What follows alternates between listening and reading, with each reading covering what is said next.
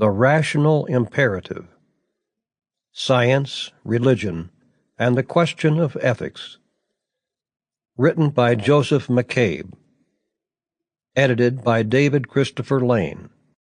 Narrated by James D. Don Adams. The Rational Imperative, Science, Religion, and the Question of Ethics. Selected essays from Joseph McCabe. Edited by David Christopher Lane.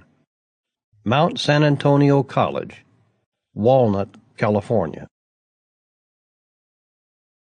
Part 1. Science versus Religion.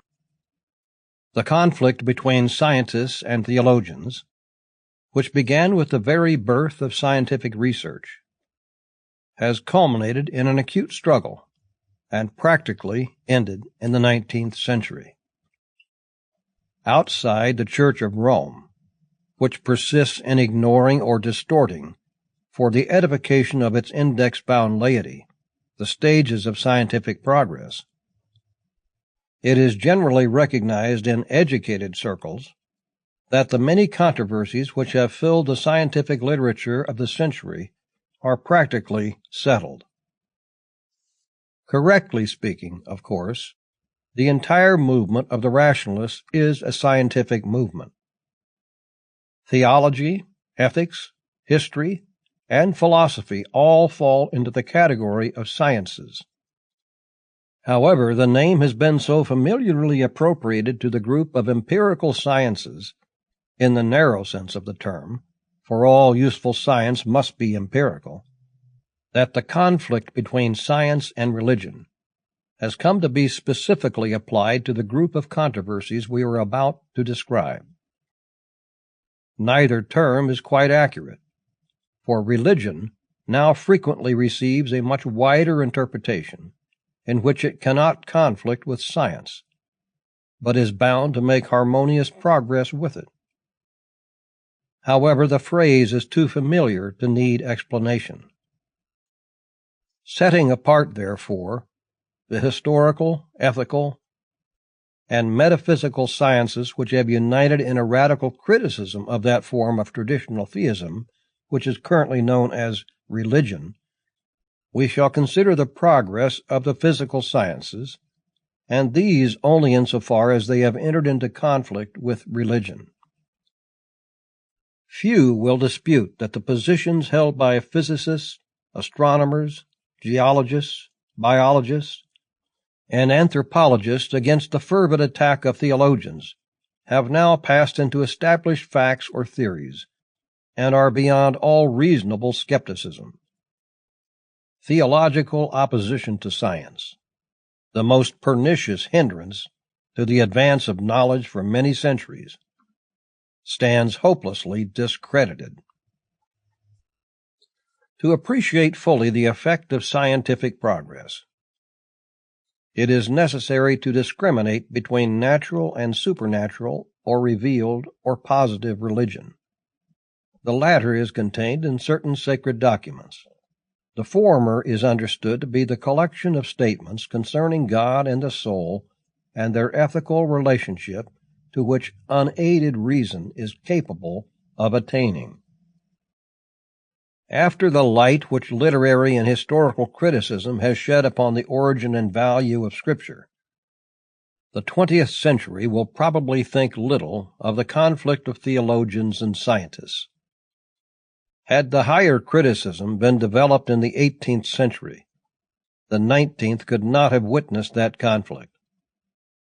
No one is now surprised that the Old Testament is full of scientific errors. The error of their theological predecessors in opposing science in the interests of Genesis or Job is frankly recognized by latter-day apologists, and it is therefore trusted that the conflict is at an end, and that traditional religion is placed beyond the influence of science, in thus abandoning the plenary inspiration of its scriptures. A discussion of the effect of scientific progress upon even natural religion will probably unsettle that confidence. Meanwhile, a brief sketch of the conflict of science with revelation will show that the struggle has ended through the abandonment of the theological positions. It is a curious fact that astronomy numbers less religious skeptics among its great students than any of the other physical sciences. Nevertheless, for many centuries, astronomy has been in acute conflict with theologians, and it was the first science to wrest from them a recognition of their errors. The Old Testament had naturally embodied the astronomical views of the Egyptians and Babylonians. Hence Christianity, with a few eminent exceptions, held it as a sacred doctrine that the earth was a flat, level plain, the firmament a solid vault that spanned it, and that light and darkness were positive entities equally created by God. The hard-fought progress of astronomy has dissipated these notions and forced theologians to reinterpret their texts long before the present century. The struggles of Columbus, of Magellan, of Galileo had gradually introduced a saner view of the universe. Magellan's famous voyage in 1519 settled forever the question of the antipodes and the rotundity of the earth.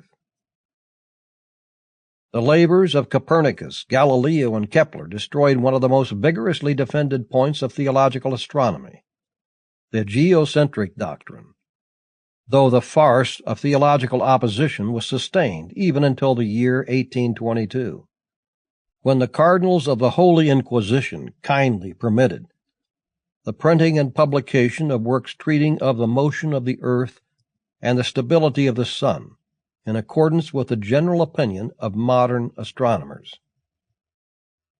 The religious notion of comets and meteors as fireballs flung from the hand of God to scare a wicked world was exploded by the labors of Tycho, Kepler, Newton, Halley, and Clairaut.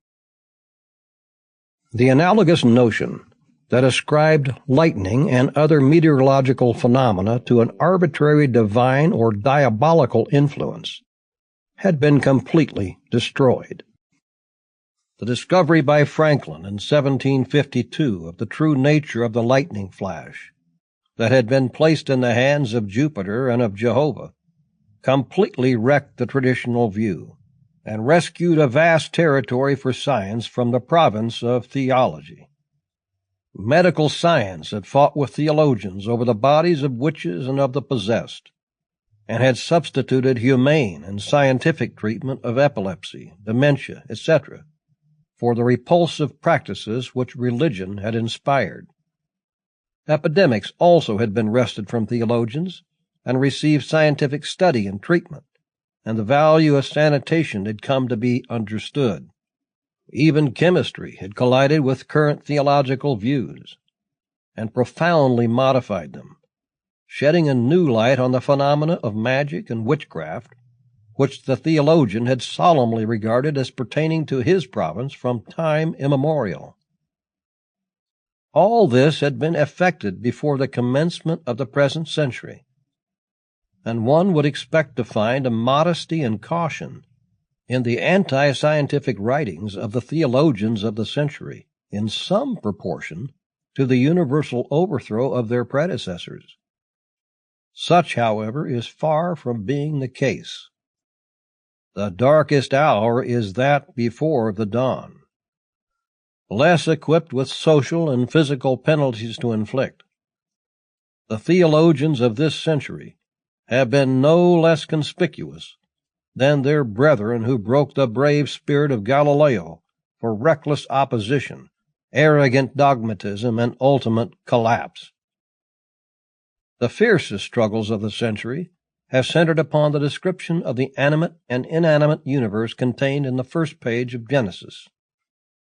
In point of fact, there are two versions of the creation in Genesis, one of which represents the work as occupying the Creator 6 days, and the other 1 day only.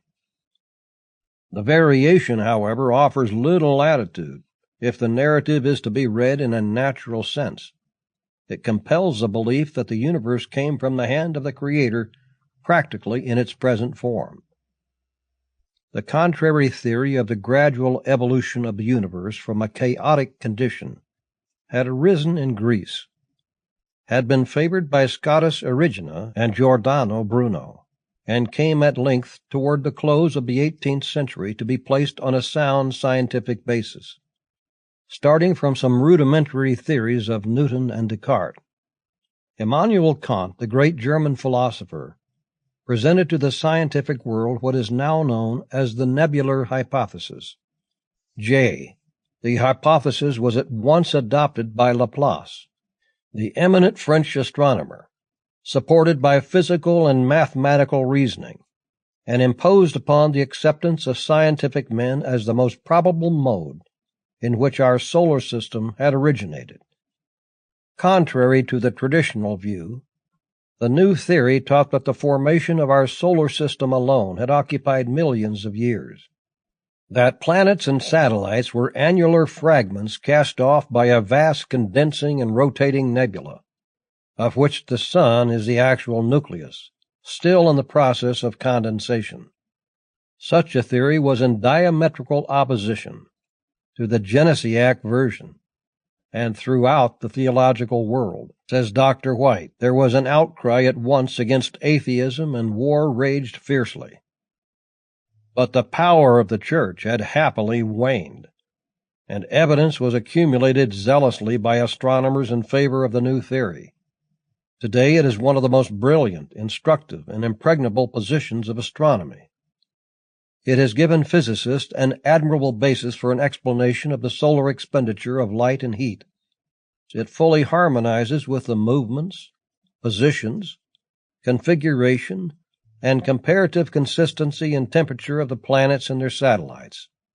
It is in perfect analogy with the nature of the stellar universe to which it has been extended, which has been unveiled by more perfect telescopic and spectroscopic research. The discovery of true nebula in every stage of condensation, following upon Fraunhofer and Draper's perfection of spectral analysis, and the beautifully illustrative experiments of Plateau with rotating globules of oil have closed the controversy. A new science, which assumed a definite form only at the beginning of this century, the science of geology, at once entered into vigorous conflict with theology over the Genesiac legend. From time immemorial, the fossils which are found in even the most superficial rocks had excited keen curiosity and much curious speculation. They were variously regarded as the product of a stone-making force, a formative influence, a lipidific juice, a fatty matter set into a fermentation by heat, a seminal air, and other equally lucid causes. Sometimes they were thought sports of nature, sometimes even by the great Chateaubriand, and in the face of the true version of their origin, sports of the Almighty. The true theory that they were the petrified remains of animals and plants of previous ages was, of course, suggested, but denounced as anti-scriptural.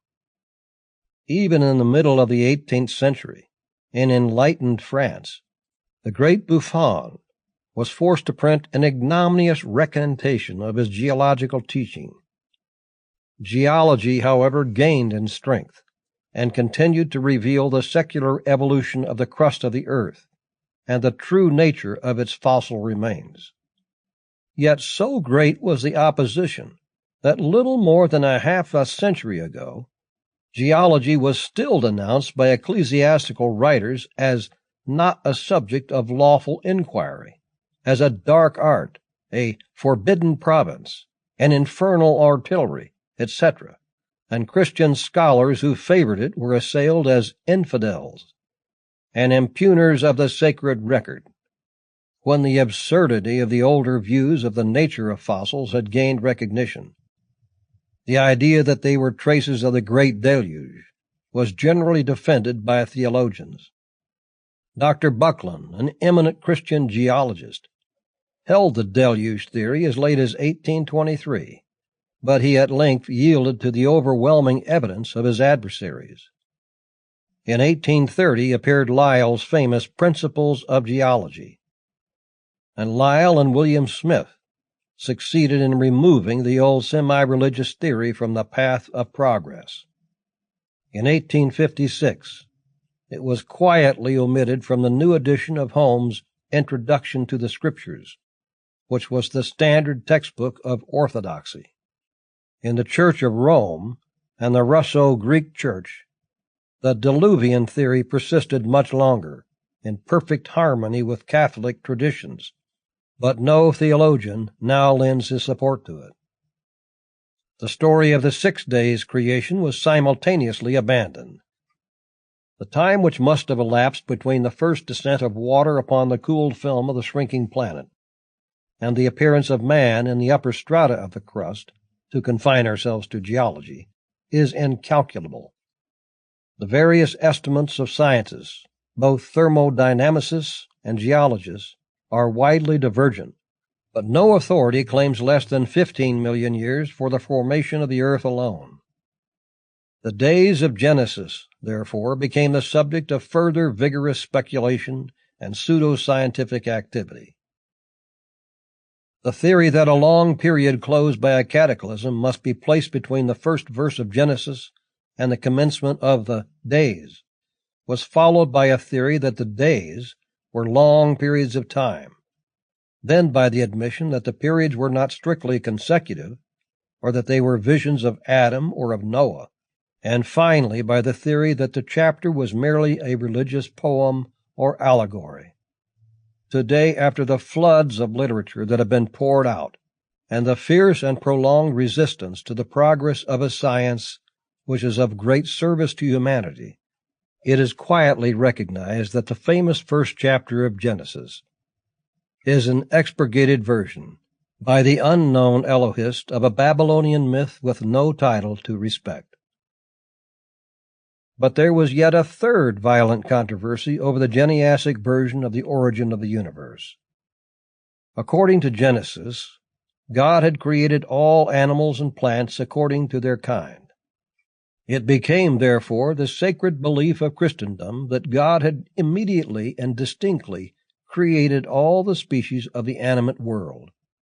St. Augustine, it is true, makes a vague suggestion of the opposite, the evolutionary hypothesis, which had been clearly taught in more ancient philosophies and theologies. However that may be, the theological world was profoundly convinced of the immutability and distinct origin of species when Treviranus and Lamarck threw out the first scientific defenses of the contrary hypothesis, to be followed immediately by Geoffroy St. Hilaire.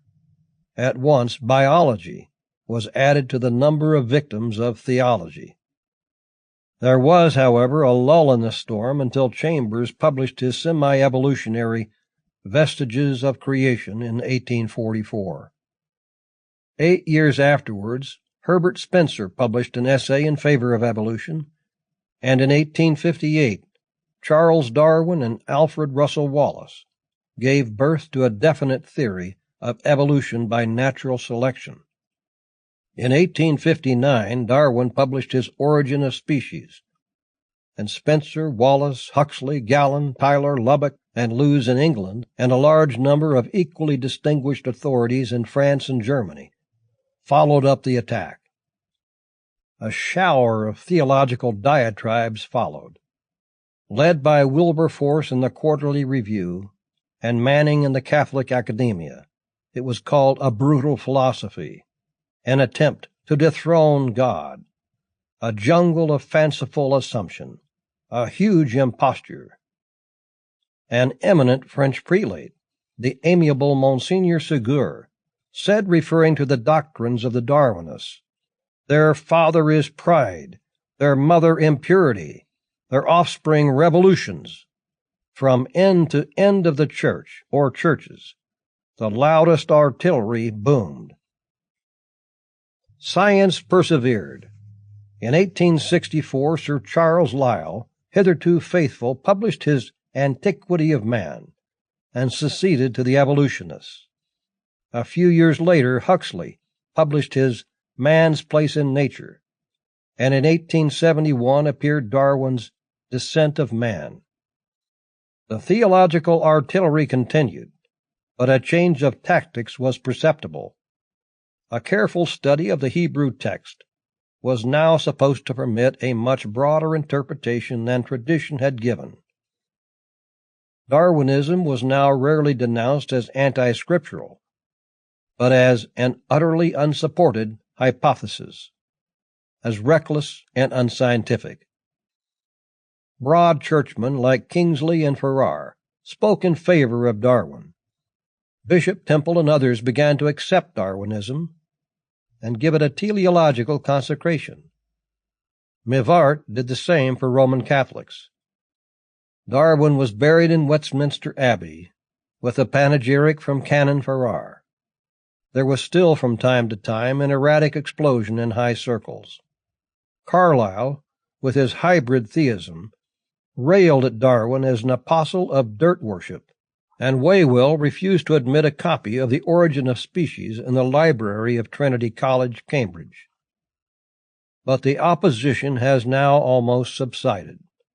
Only third-rate theologians, decaying statesmen, and lady novelists still echo the dying cry. The origin of species by evolution, whatever factors of that evolution may be ultimately assigned, is an accepted and illuminist theory of science. The doctrine of special creations is abandoned. In our own days, we have heard an Anglican bishop, in an important ecclesiastical assembly, eulogizing Charles Darwin as a thinker who had rendered high service to theology by his famous theory. Through various misfortunes and so many perils, the doctrine of the immediate creation of man was much more distinctly taught in Genesis, and has therefore been defended with a greater tenacity by theologians. Even here, however, time has brought about a general acceptance of the scientific theory. Many of the arguments which established the law of evolution in the animal world retain their force in application to man. Thus, there are certain rudimentary organs found in the human organism, such as the appendix vermiformis and the glandula penialis, and a number of atrophied muscles which very clearly point to a pre-human ancestry. They are certainly unintelligible if we suppose the actual organism to be a divine chef d'oeuvre. The development of the impregnated human ovulum also follows the same course as that of the higher animals. It is a recapitulation of the course of the evolution of the animal kingdom. The evidence of ethnology, too, entirely points toward a continuity of development between anthropoid animals and the earliest men. Such facts, added to the natural presumption of man's origin, which is grounded on the already proved universality of evolution, fully establish the theory of human evolution from a scientific point of view. Again, therefore, there has been a reform in hermeneutics, and it is generally admitted that Scripture places no obstacle in the way. The only serious opposition now is based on the wide psychological gulf which separates man from the lower animals. Hence, there is a tendency to admit that the body of man is the product of evolution, but the soul an immediate creation. Since, however, the systems of philosophy which are at present in vogue give little support, as we have seen, to the theory of a distinct and separate spiritual substance in man, the complete doctrine of man's evolution is now generally accepted as it is taught by the rationalists. With this controversy is naturally connected the question of the antiquity of the human race, on which also theologians have waged zealous war with ethnologists, archaeologists, and historians. That the Old Testament contained a chronology from which the antiquity of the human race was deductible was firmly held until the middle of the present century. There were wide discrepancies in the chronologies of interpreters, but the average opinion assigned to man an antiquity of about 4,000 years B.C., and none allowed more than 6,000 BC. Dr. J. Lightfoot, a vice-chancellor of Cambridge and an erudite divine, definitely placed the creation of Adam on the 23rd of October, 4004 BC, at 9 o'clock in the morning. Scaliger in the 16th century, Sir Walter Raleigh in the 17th, and others had protested in vain. When Young, Champollion, and Rossellini began a scientific study of the Egyptian monuments in the present century, theologians were convinced that Scripture did not allow much more than 6,000 years for the antiquity of man. Egyptologists Mariette, Broche, Meyer, Flinders Petrie, and Sayce are agreed that Mena or Menes, the first Egyptian king mentioned on the monuments, reigned at least more than 5,000 years ago. And the monuments further reveal the fact that Egypt had then already attained a high degree of civilization. Its social, political, and military condition, its arts and sciences, its language point indubitably to an immense period of earlier development. In the Nile Valley, pottery has been dug out at such a depth that, calculating the annual deposits of the river, authorities place their date at 11,000 years BC. Other researches in the valleys of the Tigris and Euphrates, and the decipherment of the cuneiform inscriptions, show that similar civilizations existed at Babylon and Assyria more than 6,000 years ago. Their development must have taken many thousands of years of previous time. Archaeology took up the story where history and philology had been obliged to abandon it. In 1847, Boucher de Perthes initiated the serious study of the flint weapons and implements which had been discovered in great abundance. In 1864 appeared Lyell's Antiquity of Man, and a great number of anthropologists were won over to the new view of man's great antiquity. A vigorous search was instituted in all parts of the world, and flint instruments and human remains were found in deposits of the whole of the Quaternary period, and, according to the majority of authorities, even in tertiary deposits. However that may be, man was clearly proved to have existed during a period of which the scriptural 6,000 or 7,000 years is but a fraction. There is no need to repeat the story. The drum ecclesiastic beat loudly until the evidence was overwhelming. Today it is generally held that the Old Testament teaches nothing about the antiquity of the human race, and that if it did, it has no scientific value. Following the order of Genesis, we come next to the doctrine of the fall of man, which has also been a stumbling block in the path of science. In this case, the obstinacy of theologians has been and is unusually stolid. The doctrine of the fall is the logical foundation for the whole soteriology of the New Testament. The issue of the controversy is, therefore, less tangible. Broad churchmen had, as we have seen, already practically abandoned the dogma. They therefore accept the statements of scientists unreservedly.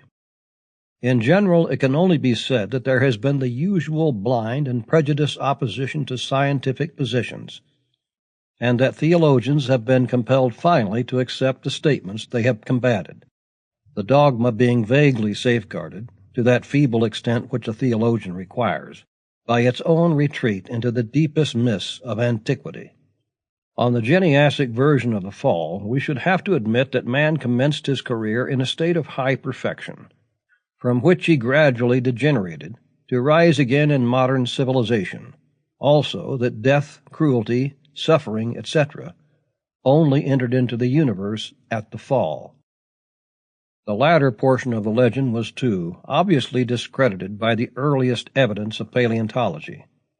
It was quite clear from the animal remains found that fierce strife, keen suffering, painful disease, and death had not only existed throughout the millions of years before man appeared, but that they had been most important factors in the development of species. About the middle of the present century, the first and more important part of the dogma, the early descent of man from a high civilization, received a severe blow from the combined researches of anthropologists, ethnologists, and historians. The examination of the flint instruments we have mentioned not only proved from their geological position the vast antiquity of the human race, but also the lowly condition of those primitive specimens of humanity. Then prehistoric skulls and bones were found at Kronstadt in 1835, at Dusseldorf 1856, at Cro-Magnon, Soliertre, Forfous, Granul, etc., which were not only a lowly type, but were of many different types and ages, and showed a clear upward tendency from the earlier to the latter. The latter conclusion was confirmed by a chronological arrangement on geological grounds of the rude primitive implements, the earlier and deeper or proportionately ruder than the latter. In the shell beds of Denmark, more polished instruments and even the remains of domestic animals appeared.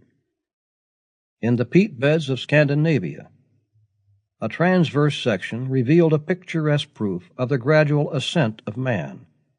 In the lower layers, mingled with botanical remains of an extreme antiquity, were smooth stone implements.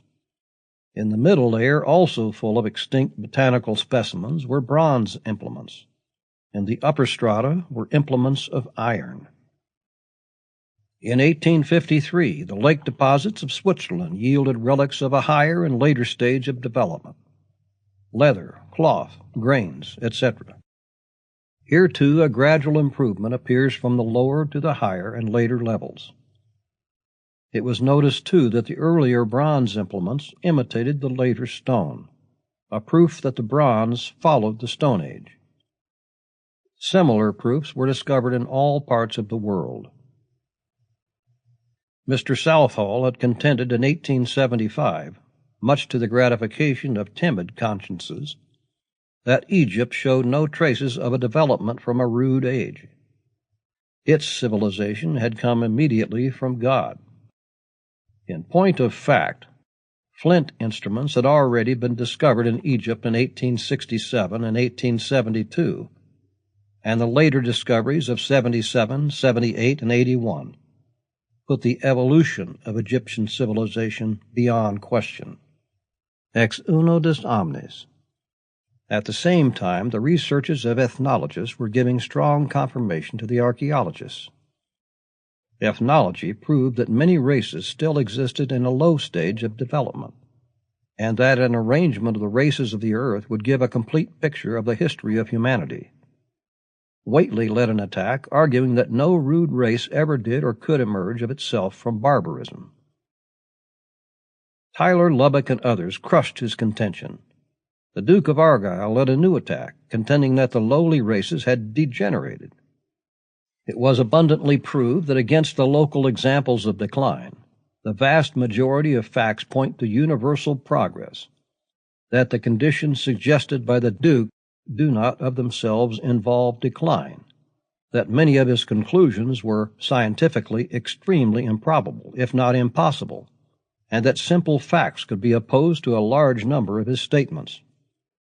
Comparative philology and comparative mythology tell the same story of a general upward progress of humanity in its speech and legends and religions. History in all its branches confirm the theory of the universal ascent of man.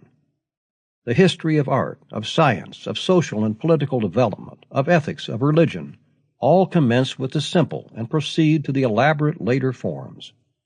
Thus, a half-dozen sciences, all that could shed light on the past history of humanity, declared unequivocally that man had ascended from the rudest beginning, little removed from animal life to the height of civilization. The record of the past which these sciences have composed is far from complete, yet it gives a clear account of the general course of development. There is no trace of an early civilization or a golden age. It is absolutely negatived. To suppose, as some still do, that every trace of the primitive descent of man has miraculously escaped notice, while traces of his ascent have been yielded so abundantly, is the reverse of scientific. And when we remember that the only authority on which such a theory is based is an antique cuneiform cylinder from which a Jewish writer copied the folklore of the Babylonians, its attractiveness is not enhanced. In any case, we have here another remarkable instance of a theological opposition to science, ending in complete collapse.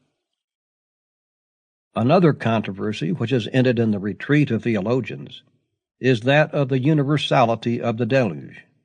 The puerility of the notion of housing representatives of all the species of the animal world in an ark of the dimensions of Noah's began to be recognized from the 17th century. The rude classification and narrow horizon of the early makers of the legend had naturally led them to think that the number of species was very limited. With the growth of zoology as a science, the number of species increased enormously. The ark which is described in Genesis would contain only a small fraction of the innumerable species known to modern science, to say nothing of the infinite difficulties of arrangement, provision, etc. The zoological distribution of animals presented a still more serious difficulty. With the limited geographical notions of former days, it was possible to imagine a diffusion of animal life after the deluge. But the voyages of Columbus, Vasco da Gama, Magellan, Vespucci, and other navigators, and the discovery of the distribution of animal races over Australia, America, the islands of the Pacific, etc., made the theory of a dispersion from one center, and it so recent a date, scientifically untenable. It has been shown, too, that the animals found today in any given locality have a genetic relation to the fossil forms that are entombed beneath their feet. Geology also entirely negatived the idea of a great deluge, and even astronomy raised insuperable objections. The result is well known. First, the universality of the deluge was sacrificed, then its extent was restricted more and more until it reached a vanishing point. It is now tacitly relegated to the region of Babylonian myths. The Geneasic account of the flood is one of the clearest transcriptions from the cuneiform inscriptions. Comparative philology is another science which shared the invectives of and was grievously hindered by theologians in early years. From the story of the Tower of Babel, Christianity felt bound to hold that Hebrew was the primitive language, and that all others were derived from it by a divine confusion at Babel. The notion that Hebrew was the primitive language had been virtually destroyed by Leibniz, by the Jesuit Hernas in the 18th century, and by the works of Adelung. Theologians, however, still clung to the Babel legend. In 1784, the Asiatic Society of Calcutta was founded, and the study of Sanskrit began. One by one, languages fell into their places in an orderly scheme of development. Hebrew was assigned a subordinate place in the Semitic group. The idea of a confusion of tongues was shown to be a natural supposition of the primitive mind, but wholly unscientific. The languages of India, Persia, and of the greater part of Europe show a clear and orderly descent from a common ancestor. The same was proved for the Semitic and other groups. Both speech and writing are shown to have been gradually developed, not revealed to Adam, and the variety of languages is evidently the result of long development, just like the variety of races. Of course, the new science was hampered and its scholars insulted. In 1788, James Beattie declared the new science degrading to our nature. In 1804, Dr. Adam Clark made severe strictures upon it. Until the middle of the 19th century, when the new science was already accepted definitely in Germany, English theologians and theologasters continued to ridicule and denounce comparative philology. Even in these latter days, Mr. Gladstone, so commanding a statesman, so pitifully feeble in religion, has made, says Dr. White, an assertion regarding the results of philology which no philologist of any standing could admit, and then escapes in a cloud of rhetoric after his well-known fashion. It may be ranked with Lord Salisbury's pleasantries on biological evolution, Mr. Balfour on naturalistic ethics, the Duke of Argyll on ethnology, and Miss Marie Corelli on atomism. However, today the evolutionary theory of language is accepted. The Babel theory is as dead as the deluge. The last ironical page in this chapter of controversy is more pitiful than in the case of the other Judeo-Babylonian myths. The translation of the original Babylonian myth by Oppert, Sayce, and Schrader, and its comparison with Genesis 11, 1-9, makes it clear that the confusion of tongues is not even Babylonian, but is due to a conscious or unconscious jet mot of a Hebrew transcriber. Babel means gate of God, and the Tower of Babel would be so called as supporting an altar to the god in the sky, besides serving astronomical purposes.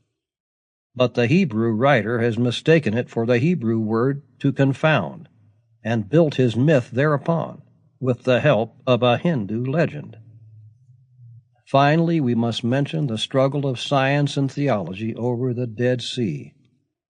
Skepticism with regard to the scripture version of the fate of Lot's wife and its explanation of the peculiar properties of the Dead Sea had begun in the 17th century. In the 18th, travelers began to ridicule the salt statue which was pointed out by guides as a solicized relic of Lot's wife, and to tone down the exaggerated descriptions of the Dead Sea which were current in Europe. In 1806, Ehrlich Ziethen began the serious investigation of the Dead Sea. The fruit of the region, which vast numbers of common Christians, and many of their pastors, still believed to be fair to look upon, but full of ashes and uneatable, he found to be like the same species in other parts of the world. The water was not black and sticky, but blue and transparent. There was no smoke arising from it, and no statue of salt. Lynch made a bold investigation in 1848, and others followed. Before long, it was made clear that all the features of the region, zoological, physical, chemical, and geological, are perfectly natural, and exclude the theory of a cataclysm. Lot's wife had elicited theories from well-meaning divines for centuries. Leclerc had suggested that the shock had made her as rigid as a statue. Eichhorn suggested that she had fallen into a stream of bitumen.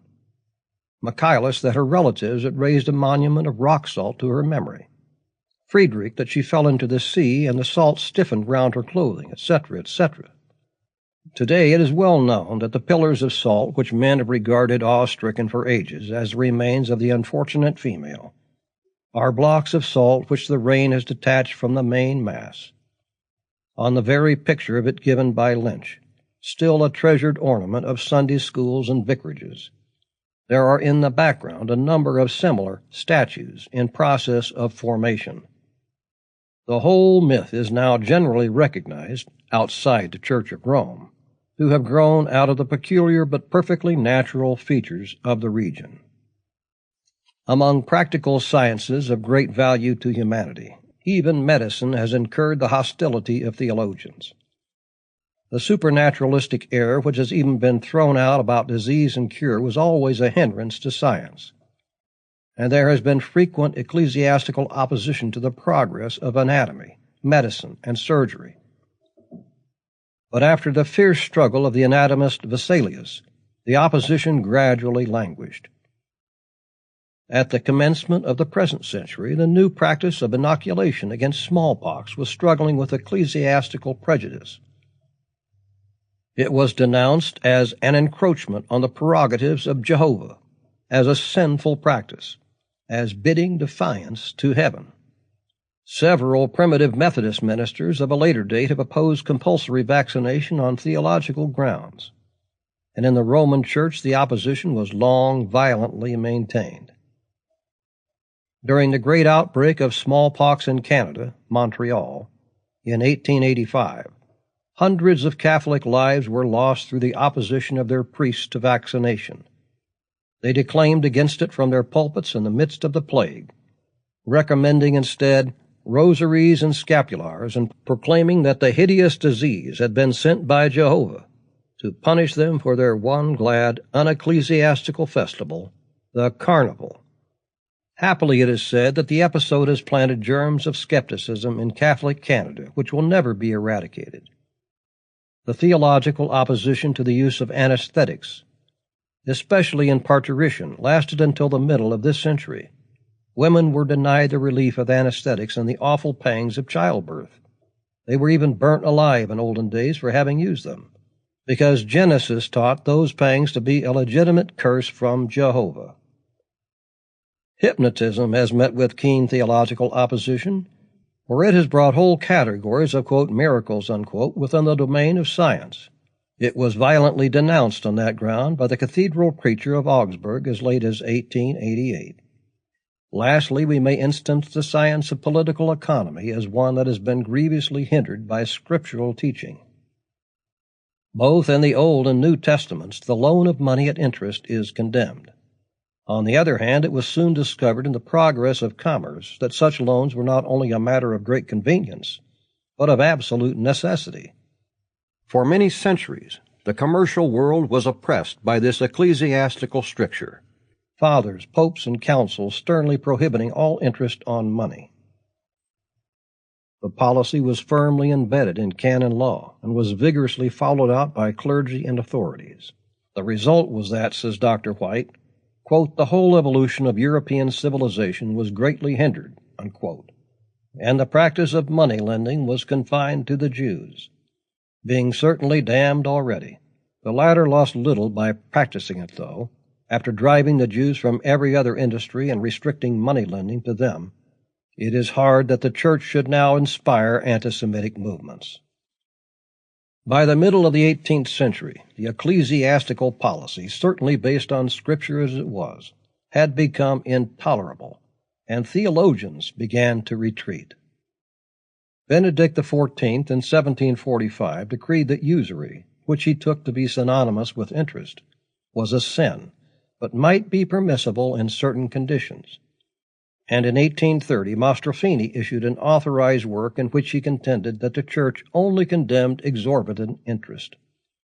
Yet even in 1830 the Inquisition would not commit itself on the principle, and many priests and professors still hurled anathemas at the practice.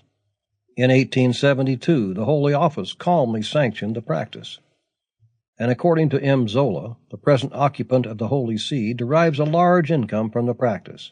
A significant commentary on the stern denunciations of Leo the Great, Urban III, Alexander III, Gregory IX, Gregory X, Clement V, Leo X, and Innocent XI.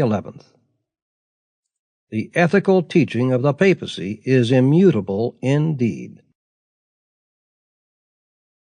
When we compare the present accepted view of the origin of Genesis with the fierce and prolonged resistance which theologians offered to scientific progress, a feeling of profound pity is inevitably experienced. On the authority of a collection of folk stories, which Jewish writers translated into their own language and foisted upon Moses, the progress of modern science has been barred with preternatural hostility in every single direction.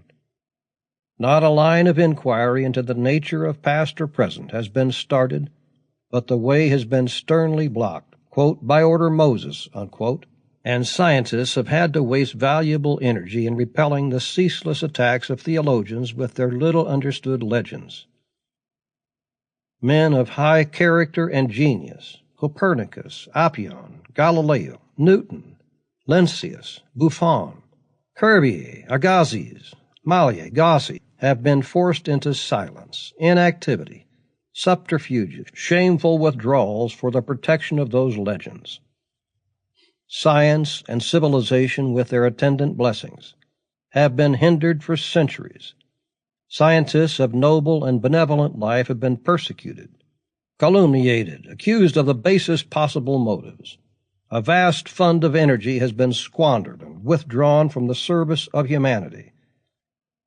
The most useful discoveries and inventions, the lightning rod, vaccination, anesthetics, hypnotism, even railways and telegraphs, etc., have been opposed and anathematized, all in virtue of the Jewish translation of certain Babylonian and other myths.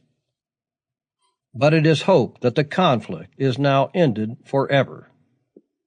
The Protestant Church is generally convinced that no scientific statements must be sought in Scripture.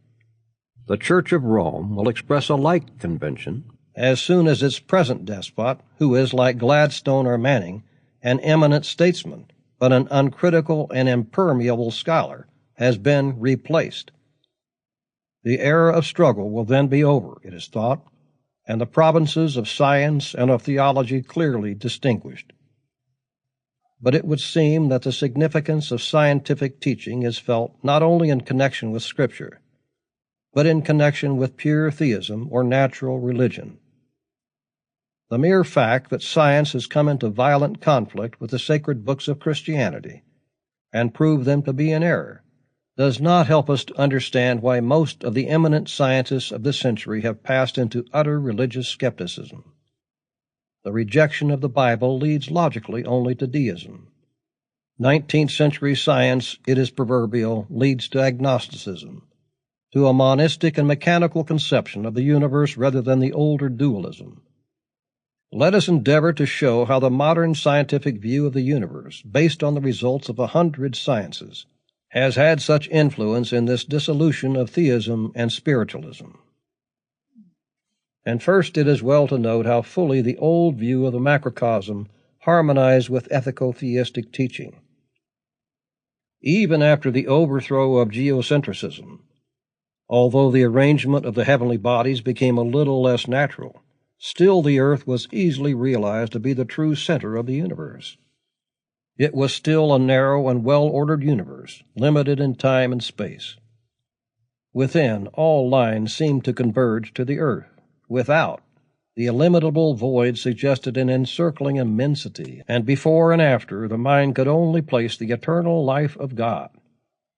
On earth, too, first the very presence of life, then the endless variety of living things, and finally the preeminent power and nobility of man, seemed to point to an extra-mundane artificer. Thus, the best conception of the cosmos obtainable before the 19th century was conspicuously incomplete.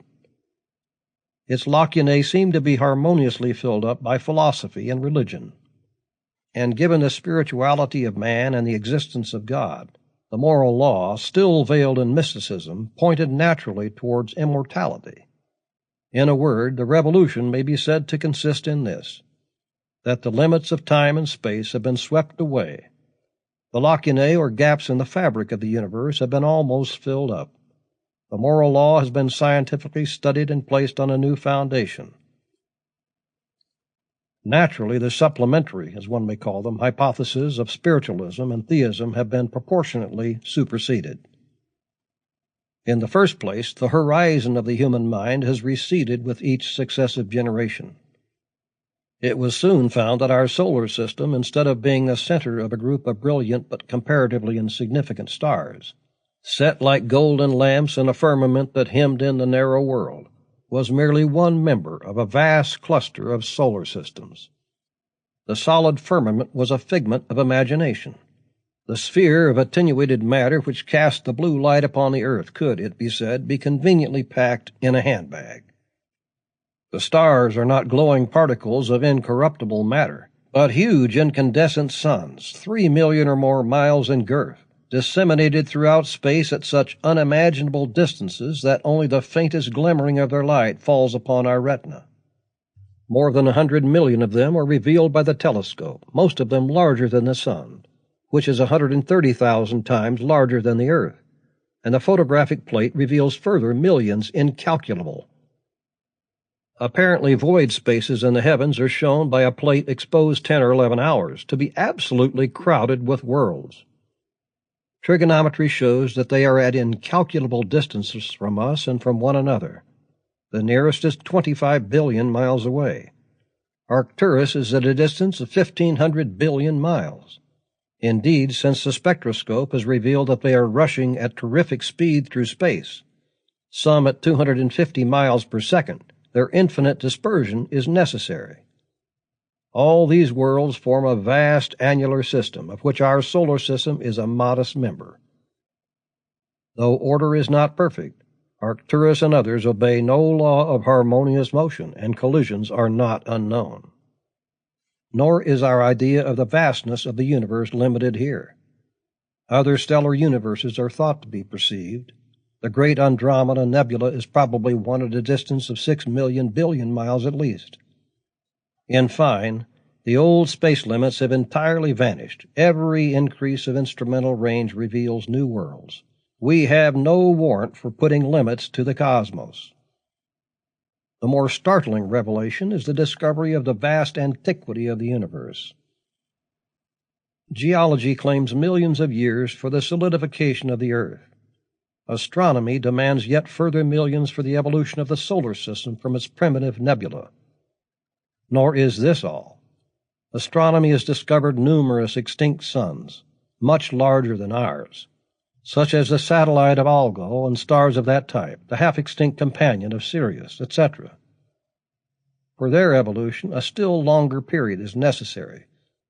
The vista of time extends as indefinitely as the vista of space. In fact, astronomy unveils this panorama to our gaze. The universe, as far as we see it, is a collection of vast masses of matter in every stage of condensation, from the dark solid Algol star to the flocculent nebula in Orion. Condensation implies age, for the more solid bodies are the result of a secular condensation of attenuated nebulas. Dark stars are numerous. How numerous, it is impossible to say from the nature of the case. And nebula are found in thousands. Hence we must think that the great universe lived, as it now lives, ages before our solar system was born, and will live on ages indefinite after our sun and all planetary life are extinct. It is a vast procession of worlds, a drama of birth and life and death, of which science sees no beginning and no end, and has not the slightest reason to suspect either. Take the nebula in Orion. In the triangular space apparently cut out of it is a cluster of stars. It is impossible to resist the inference that they have been formed by condensation from the nebula.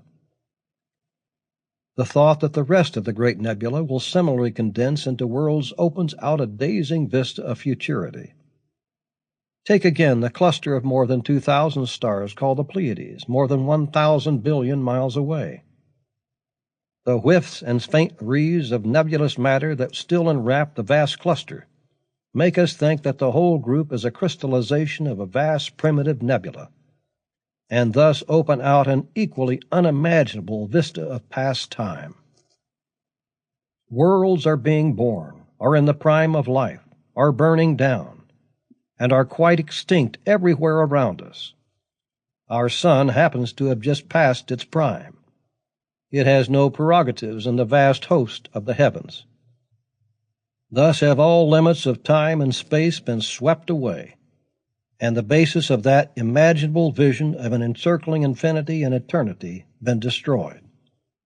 The world now points to no past, no future, and no infinity but its own. In the third place, science has undermined the theory that it is necessary to postulate a supreme architect who formed the actual cosmos from the primeval chaos. All the supposed proofs of a supreme wisdom in assigning the positions, regulating the motions, etc. of the heavenly bodies have entirely collapsed. Every feature of the actual orderly universe is a direct and inevitable result of the inherent properties of the original nebula. So far was chaos from needing a logos to direct its growth into a cosmos. In other words, so little did the nebula need a designer that it could not have evolved in any other direction. The law of gravitation determined all in advance. The word law is but an abstract way of regarding the action of force, and science has every reason to think that force is only matter in motion. Thus science has beaten back the watchmaker argument until it simply implies that matter in motion must have had a creator. In other words, theology as such has vanished, or is only tacked on as an appendix to the argument for a first cause.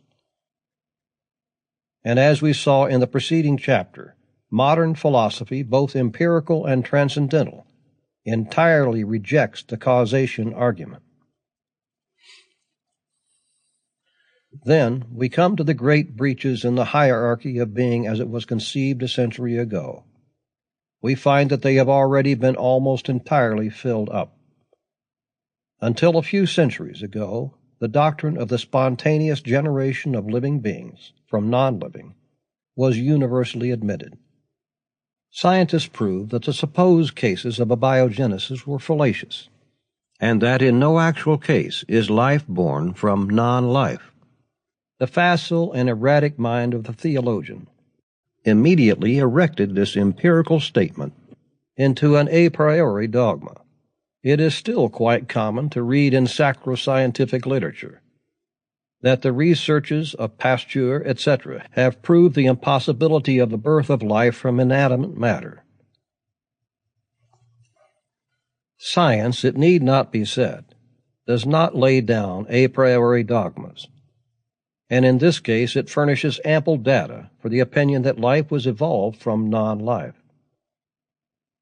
The perfection of the microscope has opened out fields of living things which were hitherto undreamed of. Apart from Pasteur's experiments, any scientist would now hesitate about thinking that such highly organized creatures as the infusoria could arise by abiogenesis, to say nothing of bees, frogs, etc. But when we come to such monocellular organisms as the amoeba, the case is very different. Little structureless atoms of protoplasm, there is little faith involved in thinking they arose spontaneously. Put one side by side with the white corpuscle of the blood in the microscope, and one might almost lose their identity. We have no reason for thinking they are ever produced by abiogenesis today, but to say that they could not be, and especially that they cannot have been so produced in the unimaginable physical conditions of the early Paleozoic period, would be absurd.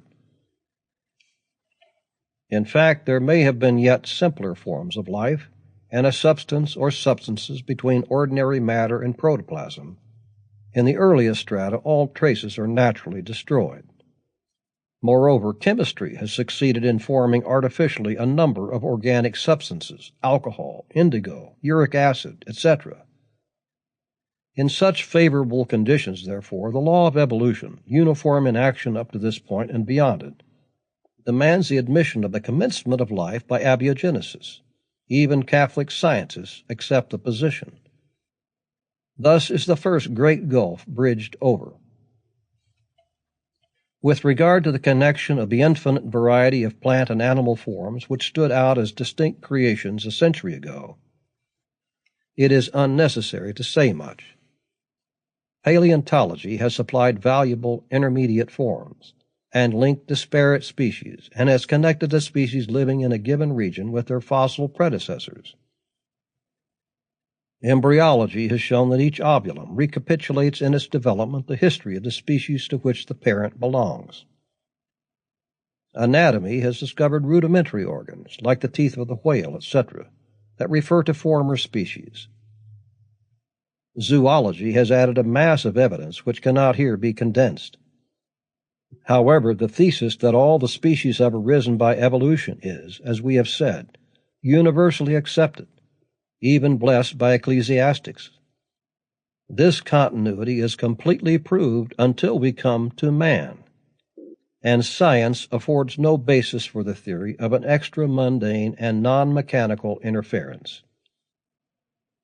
As Cairo politely expressed it, quote, "Science has conducted God to its frontiers and thanked him for his provisional services," unquote. As we saw above, there has been a more ardent struggle against the extension of evolutionary principles to man. In accordance with traditional views, a distinction has been drawn between mind and body. With regard to his corporeal frame, there is no longer a serious resistance to the evolutionary doctrine. The evidence of embryology and of comparative anatomy is more than adequate for scientific proof, that man has descended or ascended from another animal species. Then comparative psychology has done much towards bridging the gulf between the mind of man and that of other animals. The mental powers of the higher animals have been carefully studied, for the first time, on the one hand by Darwin, Romanes, Lubbock, etc., and the mental powers of the lowest races of men on the other, and a close rapprochement, if not satisfactory evidence of continuity, has been the result. In the meantime, the old psychology, the scholastic psychology, which mistook a superficial for a radical and specific difference, and thus erected an a priori barrier to the transition, has lost favor. Modern psychology is an empirical science that refuses to dogmatize about the spirituality of the soul. Hence, no metaphysical objection can be raised to the development of man from another animal species, and the whole weight of the law of evolution, absolutely proved up to this point, and most strongly corroborated by anatomy, embryology, comparative psychology, and ethnology, teaches that development. Only a vague mysticism, taking the form of certain extra-rational considerations, is opposed to the scientific view. The doctrine is strongly reinforced by the discovery of the action of evolution in every department of human activity, in art, in science, in religion, in morality, in sociology, in language. At no point is there a breach of continuity by an extra-mundane intervention. All the alleged historical interventions have been dissolved into myths and legends. It will be now apparent that science has a powerful influence upon religion, quite apart from its positive mythology. The cardinal points of every religious scheme are the existence of a personal God and the distinctive spirituality of the human mind or soul. Science builds up such a conception of the universe and its contents as tends to exclude those beliefs. Any belief in things invisible, if it is more than a subjective illusion as vain as a dream, must be founded on things visible. It must have the character of an inference from the defects or deficiency of the scientific view of the universe. The modern scientific picture of the cosmos is too complete and too harmonious to justify such an inference. Human life is not now a field of light surrounded by an infinite mystery, a unique drama on the central stage of the universe. It is a bubble on the stream of time that flows on indefinitely before and after, a chance episode in the play of force on the bosom of a material immensity. A nebula, one of the countless myriads that people space, condensed and formed a sun with a retinue of planets. The planet Terra has reached that stage of consistency and temperature at which life is possible. And in the ceaseless play of force, life expands and is perfected, and reaches the higher levels of human art and science and sociology. The conditions of life, water, atmosphere, etc., will gradually vanish, and the episode of human life be ended. The moon has undergone such an evolution. The Earth, Venus, and Mars appear to be about the same stage of it. The larger planets are considerably less advanced. It is a question of magnitude versus the inevitable force of gravitation. Myriads uncounted of similar histories are being enacted in every region of space. Extinct stars prolong the story deep into the unthinkable past, and giant nebula point to its indefinite futurity. The cosmos is one vast self-containing mechanism, complete and self-sufficient, unaffected by any agency save its own physical interaction, with no suspicion of a beginning or an end. Unless ethics opens out, as Kant thought it did, a glimpse into another world, there is not only no basis for belief in such a world, but there is a strong counterproof. Once it is admitted that there is no tangible positive proof of the existence of God, there are certain features of life hitherto considered a mystery which tend to positively exclude that belief.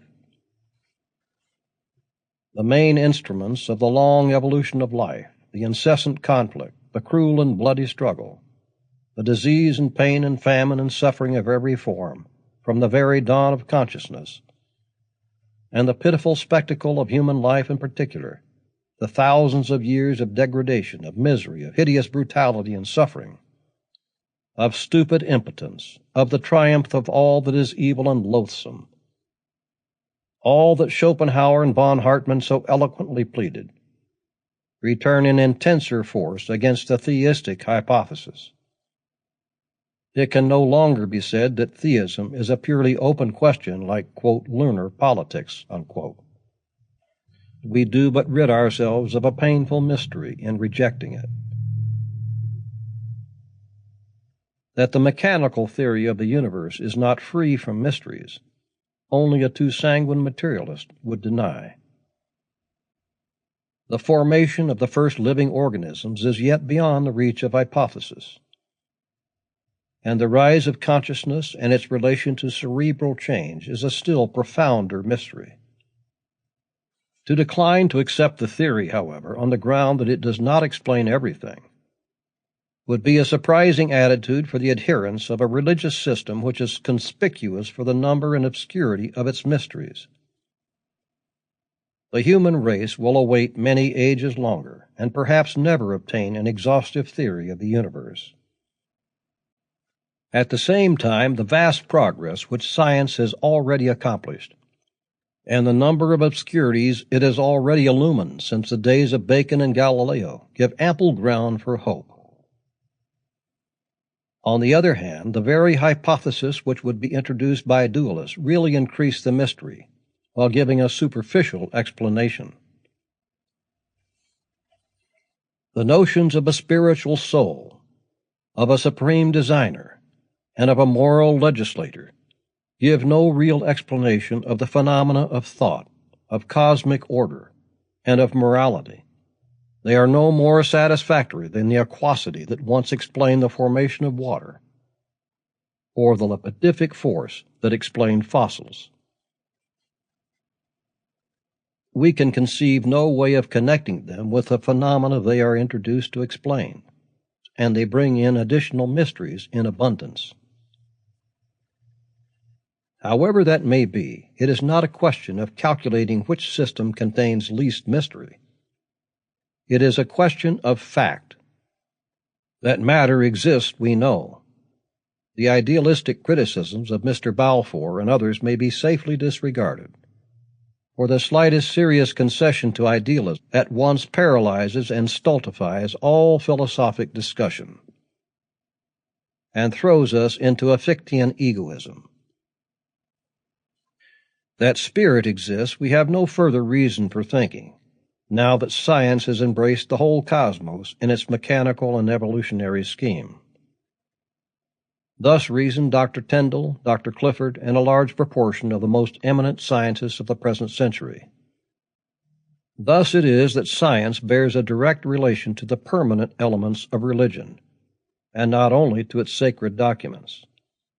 The continued progress of science means an extension of its mechanical formula, and the ultimate suppression of mysticism and spiritualism. In this way it reacts constantly on religious philosophy, and through philosophy on religion. We are aware that the term religion is retained by many agnostics who understand by that name the principle of reverence for all that is high and ideal in life. It is evident we are not using the term in that sense, but as an equivalent of theism or theology. And by God, theos, we mean exclusively the personal God of Christianity and Judaism. Part 2. Rationalism in Ethics. Constructive Rationalism. Surprise is often expressed that certain writers, who seem to accept some of the most advanced rationalistic doctrines, cling nevertheless to the theistic system which modern rationalism has, as a body, abandoned. Thus we have seen in the first chapter that a large section or members and divines of the established church have so far yielded to the dissolving forces of the age as to abandon some of the most prominent dogmas of Christianity. Instead, however, of taking up an independent position, they make a determined effort and finally succeed in enlarging the boundaries of the church, modifying its legislation and entirely eviscerating its formula, and thus remain nominal members and hold high positions in the Anglican Communion. The same circumstance appears in the region of philosophy. The clash of systems and the depth to which metaphysical criticism has penetrated have produced a general skepticism with regard to the ontological features of older schools. Yet there is a large number of thinkers who shrink from the position of avowed unbelief, and who make interesting efforts to provide a new basis for reasonable acceptance of theism. The recent attempt of Mr. Balfour to substitute a vague and glorified authority for logical processes, and the labored analogical reasoning of Drummond, are well-known instances. In all these cases, we have the operation of one and the same idea. Christianity has fused religion and morality so intimately that it is feared the fall of traditional religion would lead to a contemptuous disregard of the moral law, which would have very serious consequences to society. Morality has become juridical and wholly theistic instead of the independent tradition it once was. If the seal of divinity be removed from it in the popular esteem, there are many who think that there is no authority adequate to enforce its dictates. This apprehension was openly expressed by the Coleridgian school, as we have seen. The church, to them, was an institution for the purification of life and the enforcement of moral discipline, and they sought to defend it on that ground only. Philosophical skeptics, from Kant to A. Balfour, have clung to theism on the same principle. They think that the moral law would survive in the minds of a few grave and high-principled scholars, but would soon be trampled under the feet of the multitude if the supernatural halo were to depart from it. Kant himself, of course, cannot be placed in the same category with the later skeptics. He did not profess to establish a theism on the assumed evil consequences of agnosticism, but to pass by direct reasoning from moral phenomena to a moral legislator and a necessary sanction in immortality. Though there are many who accept Heine's version of the matter, which would put Kant in the same position as later moralists. However, there are several writers of the present day who take their stand definitely on the supposed moral or immoral consequences of rationalism. Balfour and Mallock, for instance, evince a thorough skepticism on all speculative theistic defense, yet advocate the retention of theistic belief on the ground that its rejection would have serious practical consequences. The more advanced Broad Churchmen, Dr. Montgomery, A. Crawford, etc., are evidently in the same predicament. The large number of clergymen and professors who accept Kantism or Hegelianism, or that interesting combination of the two, which is sometimes called transcendentalism, must join on the same issue. In fact, it is not too much to say that the main issue between theists and agnostics is now an ethical issue. There are few indeed at the present day who would venture to support theistic belief by direct metaphysical arguments. Between empiricism and transcendentalism, metaphysics has been wholly discredited. A certain number still find a divine glow on the universe at large, marks of design and wisdom, etc., but their perception is only capable, apparently, of being thrown into the form of extra-rational considerations. The majority of theists base their belief on ethical considerations. It has been pointed out by rationalists, in the first place, that the reasoning of such apologists as Mr. Balfour and Mr. Mallock assumes a fund of stupidity on part of the, quote, vulgus, unquote, about whose moral fate they are anxious, which can hardly be admitted. An argument founded solely upon the unsatisfactory results of, quote, naturalism, unquote, would hardly satisfy even our very easily satisfied bourgeoisie. To say that there is no speculative proof that God exists But that the moral law will not be reverenced unless people believe he does is a reasonable position to take up. But to go on to infer that he does exist because of these evil consequences of disbelief is a curious intellectual feat, though the argument is not a discovery of Mr. Balfour's. It is many centuries old in scholastic authors. The people at large would soon perceive this theism of their anxious philosophers to be a fictio juris, no less than a trick to keep them moral, and would quickly nullify it. Unless, therefore, the theist argues as Kant and Newman do, that is, that the moral law speculatively considered as a phenomena points to the existence of God, his reasoning will not stand the test of time. On this point it is that the history of the operations of rationalists in the domain of ethics is of profound importance, and we proceed at once to its narration. It will be impossible to give a full description of the ethical systems which have appeared during the century. We confine ourselves to those features of them which are most relevant to the main thesis of the progress of rationalism. The 19th century closes the deistic controversy and opens with the struggle between the new rationalism, empirical agnosticism, and the orthodox theologians. In ethics, the rationalists oppose utilitarianism to orthodox juridical morality. The germs of the new system are, as usual, discovered in the old Greek controversies. Socrates, rising in an age of universal skepticism, and skeptical himself on most speculative questions, even on the immorality of the soul, made a vigorous stand for moral tradition. From Socrates sprang two widely divergent ethical schools, the Cyrenaic and the Stoic.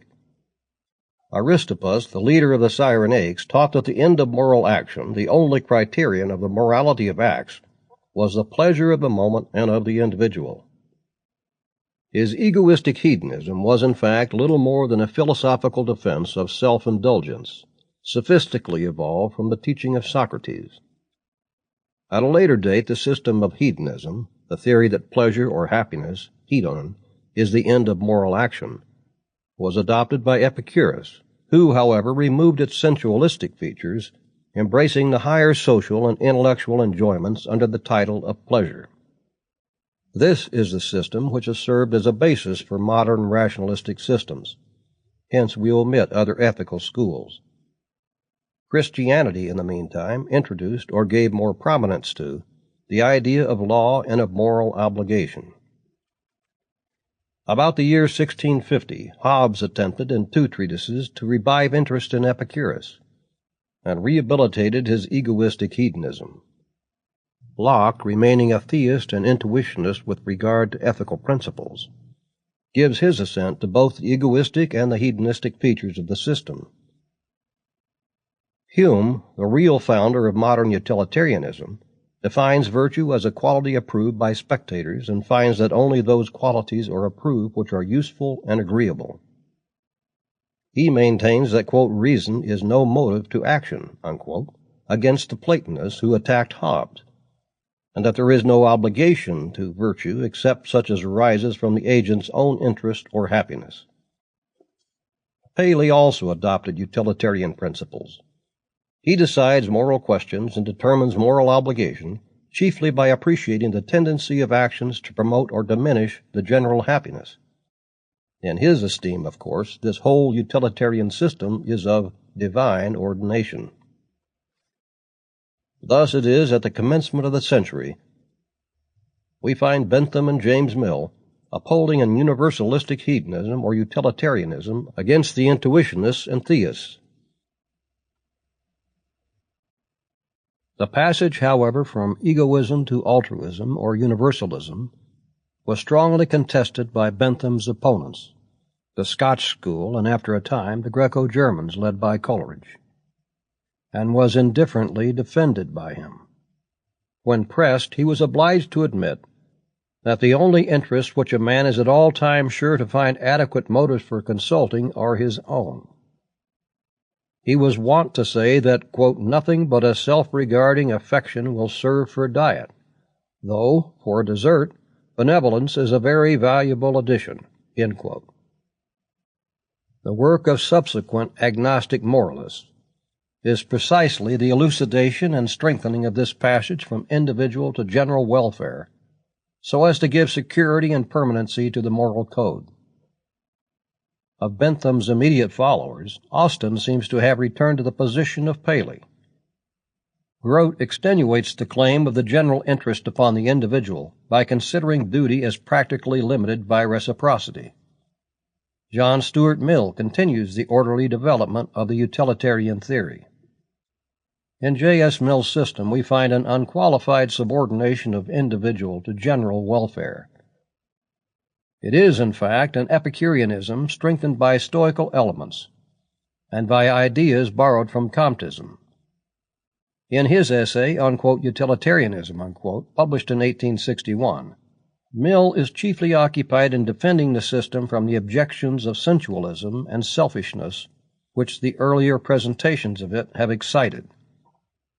He differs from Bentham in establishing a distinction in kind between different orders of pleasures, and contending that the pleasures of the higher kind, although they may be less intense, must be preferred to the lower as ends of action. In this, however, which appears to be a fragment of pure Stoicism without an argumentative basis, Mill is generally deserted by later utilitarians as inconsistent with hedonistic principles. He makes the higher principle, which classifies pleasures, rather than pleasure itself, the basis of moral preference. Then, in further distinction from Bentham, he maintains that a disinterested public spirit should be the principal ground both for the performance of socially useful work and for the inculcation of hygienic principles. Hence he does not identify the moral sentiment, insofar as it is altruistic, with sympathy or benevolence. Virtue is to be loved as, quote, a thing desirable in itself, end quote. At the same time, he is forced to admit that, as Sidgwick expressed it, quote, the function of moral censure, including self-censure, as distinct from moral praise, should be restricted to the prevention of conduct that positively harms others, or impedes their pursuit of their own happiness, or violates engagements expressly or tacitly undertaken by the agent, end quote. He has then to explain the logical basis of his altruism, always the principal point of attack from anti-utilitarians, and to lend it a support from which would appeal to the unphilosophical multitude as effectively as theistic threats and promises. Here Mill makes a distinct advance in the work of construction. The moral sentiment has arisen, he maintains, partly through artificial and partly through natural causes. The artificial influence, the, quote, education of conscience under government or authority, end quote, tends to yield to the, quote, dissolving force of analysis, end quote. The natural causes of the altruistic moral sense are the, quote, social feelings of mankind, end quote, which are a complex blending of, 1, sympathy with the pleasures and pains of others, and 2, the habit of consulting the welfare of others from a consciousness of mutual need and implication of interests.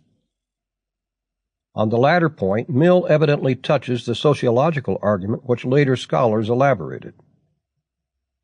This feeling of unity with one's fellows engenders a, quote, natural want, end quote, in any, quote, properly cultivated moral nature, end quote, to be in harmony with others, though he admits that some are devoid of it and ethically hopeless.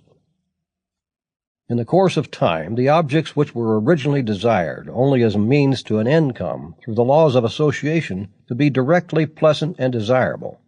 Hence his apparently stoical maxim that virtue must be loved as a thing desirable in itself. He contends also that the acquired tendency to virtuous conduct may grow so strong as to persist even when there is not only no pleasure to be gained by it, but quite the reverse. Thus, utilitarian morality is as capable of producing moral heroes as any other ethical system, and Mill's celebrated assertion that he would go to hell rather than pay a mendacious compliment to the deity is much more in harmony with his teaching than Dr. Mivart or Mr. Mallock imagines. Dr. Bain's view of the origin of the moral sentiment is broadly similar to Mr. Mill's. The chief argument against the associational theory of moral feeling was based on the early age at which that feeling is manifested by children. This objection was met and answered by the next form which hedonism took, the evolutionary theory, which has now generally superseded the associational. Not that there is a conflict between the consecutive schools of, quote, naturalistic, unquote, ethics. It is a development parallel to that of biblical criticism. Each new school supersedes its predecessor only in the sense that it introduces new elements, and is thus enabled to meet the old difficulties more effectively. The great crux of the hedonists had ever been the altruistic element, which is necessary in every system that seeks to uphold the traditional ethical code. This difficulty has been entirely surmounted in the evolutionary theory as it is presented by Mr. Leslie Stephen, the eminent rationalistic critic, or by Mr. Herbert Spencer, the great synthetic philosopher. Charles Darwin and W.K. Clifford are also earlier eminent exponents of the evolutionary theory. The new theory finds the incentive to altruism and the origin of the altruistic feeling in the social nature of man. Man is not an independent unit whose actions happen to conflict with the interests of other independent units, but he is a part of an organic whole, and half the pleasure of life is derived from that social connection. His actions are, therefore, directly and functionally related to his fellow men, and to the integrity, health, and preservation of the organism into which he is incorporated. Altruism thus turns out to be an enlightened self-interest. The unthinking egoism of an Aristippus or the antisocial individualism of a modern Nietzsche are equally injurious to the individual himself in the ultimate analysis. He suffers with the depression of the social organism as inevitably as do the members of a diseased body. Morality is therefore, as Mr. Stevens says, quote, the definition of some of the most important qualities of the social organism, end quote. The bridge from egoism to universalism has been safely constructed. Mr. Stephen, in his Science of Ethics, accepts happiness in a broader sense as the ultimate end of reasonable conduct, but he rejects the Benthamite method of ascertaining empirically the conductiveness of actions to this end. He finds a more scientific criterion in their conductiveness to the efficiency for the purpose of its preservation of the social organism, or social tissue, as he prefers to call it. He differs from Mr. Spencer in his estimate of the future, holding that sociology, which Mr. Spencer thinks sufficiently advanced to predict an ideal society, is as yet, quote, nothing more than a collection of unverified guesses and vague generalities disguised under a more or less pretentious apparatus of quasi-scientific terminology, end quote. He does not therefore accept, few writers do, Mr. Spencer's distinction of absolute and relative ethics. A few evolutionary writers think happiness or pleasure a mere accompaniment of the preservation of society, which is the end of moral action. Mr. Spencer, in his Data of Ethics, dissents from them and thinks that conduct tending to the preservation of life is only good on the express assumption that life is attended with a, quote, surplus of agreeable feelings, end quote. Ethics, he thinks, is not primarily concerned with the actual condition of human beings, but with an ideal society in which normal conduct will produce, quote, pleasure unalloyed by pain anywhere, end quote. In such a society, which Mr. Spencer feels justified in predicting, moral conduct will be spontaneous. Absolute ethics is thus concerned with this ideal state, and deduces from necessary principles what conditions must be detrimental and what conditions must be beneficial in an ideal society. Relative ethics is a provisionary science, determining how far these absolute rules are applicable to the actual condition of humanity. In any case, the empirical reasoning of the early utilitarians and the attempt to adjust the balance of pleasure and pain have given place to a more scientific treatment. Moral rules are deduced from sociological laws. As Mr. Stevens says, quote, "A full perception of the truth that society is not a mere aggregate, but an organic growth, supplies the most characteristic postulate of modern speculation." End quote. The conceptions of modern biology are also utilized, especially by Herbert Spencer. Thus, the difficulty of the early appearance of the moral sense in a child, a point which is much exaggerated, is met by the doctrine of transmission of parental characteristics by heredity. The long experience of the race has roughly determined which courses of action are prejudicial, and thus formed an empirical decalogue. These results are permanently registered on the nervous system and transmitted with it in reproduction. The older intuitive school of ethics, the school of Butler, Shaftesbury, Hutcheson, etc., which opposed the empirical school in the last century, has few followers in the modern controversy. Dr. J. Martineau was the most eminent representative. With it may be associated the Hamiltonians and the Catholic writers.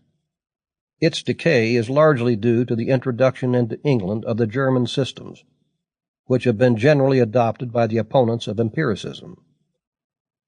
Kant, as we saw previously, arrived at the conclusion that pure or speculative reason was wholly subjective in its operation, but declared the objective value of practical reason or conscience. His fundamental principle is that duty must be done for duty's sake, and the criterion for determining individual duty is, quote, "Act according to that maxim or subjective principle alone which thou canst, at the same time, will to be a universal law," end quote. This categorical imperative or sense of obligation implies the freedom of the will. Thou shalt implies thou canst. Thus the moral law convinces us of freedom, though in reality the moral law is simply the law of the will itself, and the will is free when acting under this law. From the sense of obligation he deduces also the existence of a supreme legislator, and the necessity for a future life in which morality will be adequately vindicated. However, by the time that the English broad churchmen had adopted Kantism, it had been superseded in Germany by the teaching of Hegel. Hegel held with Kant that duty or good conduct consists in the conscious realization of the free, reasonable will, which is essentially the same in all rational beings. But Kant's ethical principle, owing to his purely formal conception of reason itself, does not admit the connection he sought to give it with practical life. His followers attempt to remedy this by still basing morality in reason, but seeking its content and realization in practical life and its institutions. Hegel conceives the universal will as objectively presented to each man in the laws, institutions, and customary morality of the community, for he is both pantheist and evolutionist, not applied by a subjective principle as Kant thought. If conscience conflicts with the common sense of the community, it must be resisted. Conscientious individual effort is self-deceived and futile unless it attains its realization in harmony with the objective social relations in which the individual finds himself placed. A compound of the teaching of Kant and Hegel, such as is worked out by T.H. Green, is now usually received in England and Germany. In his Prolegomena to Ethics, published in 1883, Green attempts a combination of the two. The ultimate standard of worth, he says, is an ideal of personal worth, yet it is equally true that the human spirit can only realize itself or fulfill its idea in persons, and that it can only do this through society, since society is the condition of the development of a personality. Caird, Bradley, Sorley, Mackenzie, and others support some modified form of Hegelianism. The two later German theorists, Schopenhauer and von Hartmann, have proved as a whole unassimilable to the English mind, though their influence is felt. Schopenhauer, according to whom the world is due to an irrational act of unconscious will, productive of hopeless misery, thinks all true morality is summed up in the denial of will, one, by the repression of egoism, by the practice of ordinary virtue of love and sympathy, two, by aesthetic self-mortification. He was much influenced by Buddhism. Hartman says we must aim at the negation of the will to live, the incurable source of evil, not each by himself, but collectively, by working towards the end of the world process and the annihilation of all so-called existence. These systems are not unconnected with the literary pessimism which is often opposed to Mr. Spencer's sociological optimism. If, therefore, we return to the question of naturalism versus supernaturalism, as a prevailing controversy is sometimes, though inaccurately, called, we find that this great progress of rationalistic ethics brings us nearer to a solution. The issue has been gradually contracted until it rests almost exclusively on the ethical problem. If morality can find a secure and permanent basis apart from theistic belief, most of the defense of that belief which is put forward in modern times breaks down completely. Such a basis is clearly provided in the modern school of independent ethics. In the first place, recent moralists have given a more scientific analysis of morality and immorality than was formerly obtainable. The principle of ethical discrimination is not a new one.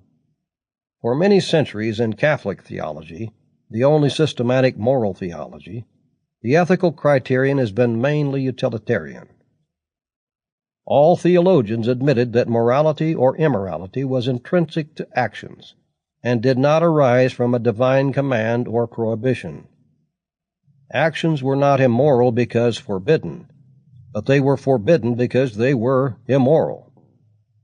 And in analyzing this inherent immorality of certain acts, it was generally traced to their social harmfulness, and conscience was declared to be reason practically applying that criterion. There was, however, always some confusion, owing to the existence of a written moral code, and not infrequently divines like Cardinal Newman degenerated into an utterly mystic view of conscience and morality. The true criterion has now been disengaged from obscuring circumstances, and specific moral problems are more likely to find a solution.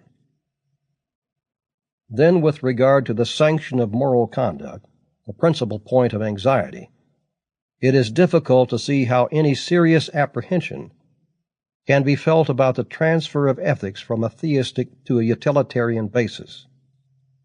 The belief that each immoral act was a breach of an arbitrary positive code, without any but penal consequences, which could be avoided with ridiculous facility by believers, has not proved a very effective safeguard of morality in the course of history. Only a keen personal faith could make it conspicuously effective. Such faith is rare in these later days and is certainly not likely to be nourished by modern theistic apologies. On the other hand, a doctrine which points out that immoral acts, and especially the habits which they fatally induce, are profoundly injurious to the fabric of society, and tend to destroy the conditions of mutual confidence and honor and sympathy which lie at its foundations, seems to have legitimate hope of appealing to an age which is increasingly remarkable for humanitarianism and social endeavor and appreciation of mutual dependence. Indeed, the very fears which are expressed by Balfour, Mallock, etc., do but confirm the position of the utilitarians. They emphasize the fact that immorality has grave social consequences, and that the real basis of morality is utilitarian. Those consequences only need to be pointed out clearly and definitely to the popular intelligence as they are present in the systematic thoughts of philosophers, and the basis is given for a new ethical training of more consistent character and of more cogent appeal. It would be an unjustifiable pessimism to think that men are incapable of being educated to such a moral code. It is now clear that the reproach which is frequently addressed to rationalists, that they are purely destructive and iconoclastic, is entirely incorrect. All the great rationalists of the present century, J. and J.S. Mill, Darwin, Huxley, Harriet Martineau, George Eliot, Leslie Stephen, Spencer, Bain, Clifford, have cooperated in removing ethics to an independent basis, and have eloquently promulgated the new motives of morality in their works. They are convinced that morality will only be purified and elevated when moral acts are no longer performed for the sake of supernatural rewards or out of fear of torment, and that men will be the more easily induced to lead consistently moral lives when they are taught to regard the moral law not as an alien precept imposed by a tantalizing deity and in utter antagonism to self-interest, but as a rational adjustment of their own interests, the higher with the lower, and the individual impulses with the social obligations. And under the influence of those great writers, a large number of ethical fellowships have already appeared, sustaining a high moral standard among all sections of the community on purely humanitarian grounds. The work is rapidly increasing and finds ready converts in all classes of society. It is an object lesson in constructive rationalism, a practical answer to the timid apprehensions of wavering theists, an anticipation of the purely secularistic moral training of the years to come. Owing to the marvelous literary activity of the present age, the results which have been attained in the various departments of rationalism have been immediately communicated to almost every class in the community. The skepticism of a Bale or a Hobbes could be confined within very narrow limits, and even the criticism of Hume or of Voltaire had a comparatively limited audience. The enormous quantity and the graduated character of modern literature have had the effect of diffusing a reasonable skepticism in social strata which has been hitherto impermeable. Religious controversy of a fundamental character rages in all but the very lowest social spheres. The working man who has neither leisure nor faculty to enter the labyrinthic details of the struggle is nevertheless able to appreciate its broad moral. The mere continuance of the struggle and its ever-increasing difficulty naturally enfeeble his trust in traditional doctrine. Secularist and Christian evidence lectures are ever assailing him with their conflicting statements. He is but too ready to listen to the politician or sociologist who would divert his attention from the shadowy region of the unknown to the more acute and tangible interests of the present. To the more educated, the results of rationalistic progress are unfailingly presented. The restless, apologetic tone which the ecclesiastical world has everywhere adopted is of itself an indication of the power and the wide diffusion of skeptical research. The eminent skeptics of the century, Darwin, Huxley, Mill, Tyndall, etc., have appealed directly to the masses, and not merely to the cultured few. Their thoughts have been still further popularized by a number of rationalistic periodicals, and by an infinity of publications emanating from less academic sources. And apart from the eminent scientists such as Tyndall, Huxley, and Darwin, philosophers such as Mill and Spencer, literary critics and historians such as Stephen, Morley, Lecky, Harrison, Carlyle, Arnold, etc., who have propagated the spirit and the results of rationalism so effectively, much has been done by writers in the lighter paths of literature. Innumerable poets have in their verse breathed the free, anti-dogmatic spirit of the age.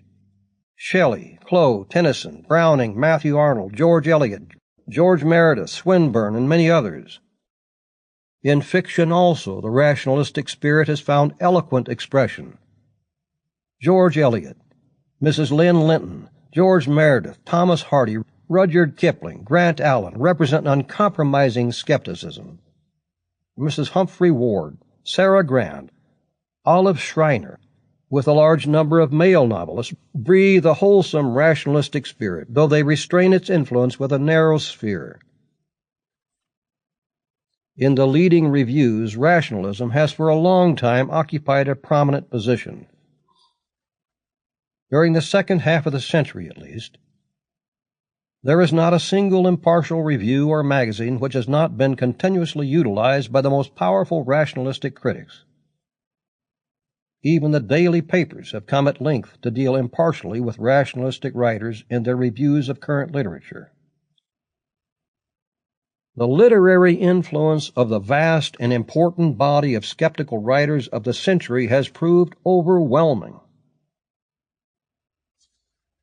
It is not surprising, therefore, to find changes in the legislature corresponding to this expansion of public opinion. The religious tests which had so long discredited the universities have been abolished. The substitution of a secular affirmation for an oath has been obtained by the strenuous advocacy of the late Mr. Charles Bradlaugh, Mr. G.J. Holyoake, and others. Even the laws which still remain on the statute book are no longer enforced in the tyrannical manner they were brought to bear in the earlier part of the century. In 1819, Richard Carlisle was sentenced to 3 years' imprisonment and £1,500 fine for selling Paine's Age of Reason, merely a deistic publication. Many other severe prosecutions followed for a similar offense, and most of the leading secularist lecturers have suffered under the blasphemy laws. At the present day, the most advanced literature is sold with impunity, and though Mr. Foote and his colleagues have not sacrificed the title of the liberty of speech for which they suffered, the present generation would be startled at any revival of the blasphemy prosecutions. Still, there is much work yet to be done in removing the disabilities of freethinkers. The grave injuries they are still liable to incur, for instance with regard to trusts or contracts or custody of children or Sunday lectures, etc., reflect deep disgrace upon our legislative machinery. They are the last relics of that sacerdotal tyranny which dreads discussion and continues to the last its policy of persecution. Finally, the development and secularization of education must be taken into account in estimating the growth of rationalism in the present century. The state has taken upon itself the task of educating its children, which religious bodies had so grossly neglected until 1870. The great perfection of elementary education in recent years, together with the growing tendency to divorce it completely from religious instruction, has made millions of minds receptive to rationalistic influence, which had hitherto been entirely beyond its reach. At the same time, the abolition of religious tests and the open profession of religious skepticism in higher educational spheres have facilitated progress. Many of the most fearless critics of the age have been and are professors at the leading universities. Indeed, the proportion of rationalists among university professors who have attained lasting literary recognition is remarkably high, and the most important rationalistic works and theories are freely taught and commented upon in all the great universities. Thus it is that the progress of the rationalistic spirit must be estimated not only by the novelty and solidity of its achievements, but also by the universality of its diffusion. The theories and discoveries we have summarized are not idols of the den. They are the possession of all ranks of society. The evening paper, the Sunday paper, the myriads of leaflets and cheap publications, and the voices of innumerable popular lecturers bear them incessantly to the laboring classes. The social and humanitarian movements which the time spirit has evoked are largely characterized by a purely secular character, which contrasts ominously with earlier movements, and which is anxiously deprecated by theologians. Literature is almost universally secularistic, is very largely anti-dogmatic and anti-sacerdotal. Dogmatism is visibly decaying. The Church is appealing to aesthetic or ethical or humanitarian influences and suffering an unrestrained license of thought in speculative regions. In fine, the progress of the rationalistic spirit in this 19th century is indefinitely greater than during the entire 18 centuries, since the Galilean and his followers infused a new life into the Hebrew, Hindu, and Egyptian versions of the primitive solar myths.